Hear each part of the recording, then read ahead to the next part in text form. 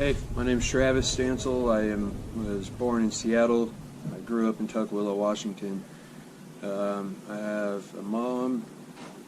I'm not sure where my dad is. Stepdad's amazing, and I have two beautiful children. Let's see, this is my story. So I started drinking and doing drugs around 12, maybe 13 years old. My mom did the best she could, but she was never around. I didn't have any kind of,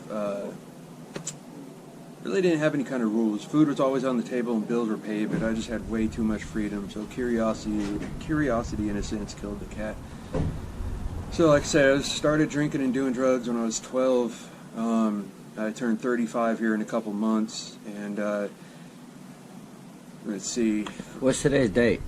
Today is March 16th, 2021. So let's see, the first time I got stoned, I was 12. By the time I was 14, I was already completely strung out on meth. Wasn't shooting it, but I was smoking it. Pretty much anything that go in my lungs or go up my nose did. Somehow, by the grace of God, I didn't know God at the time, but somehow by the grace of God, I was able to make it through my childhood years, barely skated through my early adulthood years, and man, I had a few deaths in the family that really rocked me.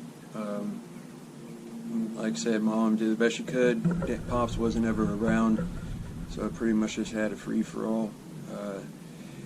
Fast forward a couple years, after many years of hardcore meth use and cocaine, alcohol, I broke my hand right here, and the doctors prescribed me an obscene amount of painkillers. Those quit working, so I went to buy Oxys and then 30s, and those quit working, so I started smoking heroin. The heroin quit working, so I started shooting the heroin, trying to save money, which worked for about like a couple days, and then I was just all so bad off. I was able to somehow skate by. I was able to somehow not lose my kids into the foster care. By the grace of God, my mom and my stepdad have custody of my children now. I gave up my custody of my kids because there was no spot for any children to be. Prior to that, I did a little stint in prison because I robbed a bank. I was out of drugs. I just did my last shot, and I knew I was about to be really dope sweet because I've been shooting heroin for a couple years at this point. So I didn't put much thought into it. I said, man, my hustle's not working out. I need money. I'm out of drugs. Who's got money? Oh, bank's got money. So I decided to go rob a bank. Went through about 4 or 5 banks before I finally hit the one I did. Long story short, I did a little stint in prison, and I didn't see my children for the whole time I was in because I didn't want them coming to prison and seeing Daddy locked up and just not there. My heart was always in the good. My actions was always in the bad. I wasn't built for the drug world, man. I was a strung out junkie for many years, but just some part of me deep inside me knew I wasn't meant to be there. I knew it. Everybody else knew it, told me that, and so being a constant war, I was always a constant war within myself because the good in me was constantly battling the bad in me, right? So I was using, I would rip my own family off. My wife at the time, she started selling herself to pay for our drugs, and then that all snowballed into something horrible. And I used to beat myself up about that too, because what kind of provider am I? What kind of husband am I? What kind of POS father am I if I'm allowing all this kind of stuff to happen? So, like I said, the bad in me was battling the good. And I was so sick of being a dirtbag, man. I tried to kill myself by overdosing. I put so much heroin in the needle, I couldn't even hardly get it sucked up through into the cotton, man. And I did it and woke up a couple hours later just sicker than a dog. I should have died that day, but I didn't.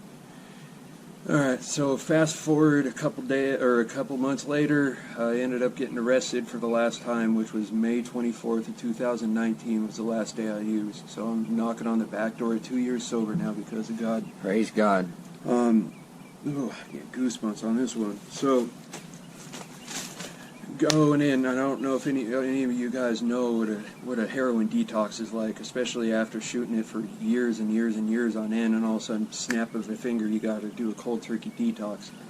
It's horrible. And not only that, but I had to do the cold turkey detox in jail, and Kitsap County Jail is an awful spot to be. And but as sick as I was, as bad as my body hurt, as nauseous and clammy, and just the stomach issues that go along with withdrawing off of heroin, something told me to get up off of my bunk and go outside. So I go outside, and there's one dude, I forget what his name was, but he was a native guy, and he was out there reading the Bible. It was on a Sunday. He was out there reading the Bible, and I said, "Hey man, can I join you?" Because he kind of heard a little bit of my story, knew what I was going through. He said, "Yeah." So he just sat there and read the Bible. I didn't say a word, but I just sat there and soaked it up. So go back in. And fast forward a couple days, like probably a day and a half, 2 days later, and by this point I'm really going through it, man. I don't know which end is up. I haven't eaten in days. I haven't slept in days. I was delirious, and finally, after lockdown that night, I grabbed a scratchy jail towel I had, blindfolded myself, waited for them to lock down and shut the lights off, and I just sat crisscross applesauce on my bunk and had a conversation with God. I'm like, "Look, man, I've never done this before. I've always known there's something out there, but I didn't know it was you. And if you're real, like, I'm talking to you now, and I want to know now." And, I just pretty much had a conversation with God for about a good hour or two, and just let him know how sick I was of being a dirtbag, how sick I was at the dope game, how sick I was at everything, sick of withdrawing in jail for the umpteenth time. And I'm like, "I need your help. Please bless me, Lord. I don't know how to get through this, or if I'm even talking to you right or praying right, and I need you." And the second I turned myself over to the Lord, I was instantly, as horrible as I felt, I was instantly, from head all the way down to the bottom of my toes, man, I was instantly filled with a sense of warm, peace, loving feeling that I've ever felt before, ever. I've never felt anything like that before, even before I started using as a child until now. Like, I've never felt anything like that before. And since that day forward, man, I've there's been some stumbling blocks and stuff, but that day forward, it's been all uphill. And I don't know how many of y'all have been to jail or been to prison, but they give you these little pamphlets called daily breads, right? And each one has it's like a devotional. Each one for each day has a couple Bible or a couple scriptures, a little story, and a prayer at the end. So a couple months into my last jail sentence, I went back to I found an old daily bread, right? An old daily bread from the day I got arrested, and I went back to May 24th of that year, and I read it, and the title of this daily bread was called "God Saved My Life." Like, the day I got arrested, the last day I stuck a needle in the arm, the last time I ever used anything, the daily bread title was "God Saved My Life." Everything I have now is because of God. Anything I've ever done in my life is because of God. Even before I knew God, there's been multiple times I should have died. That self-inflicted one was just one of them. But he kept pulling me out. He saw something in me I didn't see in myself. My family saw something in me I didn't see in myself. And now, because of the grace of God and the belief and the love I've received from my family, I'm this close to getting my children back. This close to getting my children back. I have a new family and brotherhood I never even knew was out there until, a year ago when I got to set free. And I'm healthier and happier than I've ever been. And it's just all by the grace of God, man. Sure. Everything is by the grace of God. I shouldn't be alive today, but I am because of the grace of God. So, what brought you to set free? Well, originally I got out of jail and I moved in with this guy, John Blaisdell, and he's a Sinners Forgiven member. So I got out of jail, moved in with him. 6 months after that, I went to set free in Elma because I just needed what Elma had. and I got it, and it's just been amazing. The brotherhood there, the church every day, the worship every day. Man, it's a beautiful thing being able to worship the Lord and get a daily message every single day. And living in a house of God is beautiful. So if you could say one thing to say the homeless, to the drug addicts, to the broken, if you could say one thing to them, what would it be? There's always hope.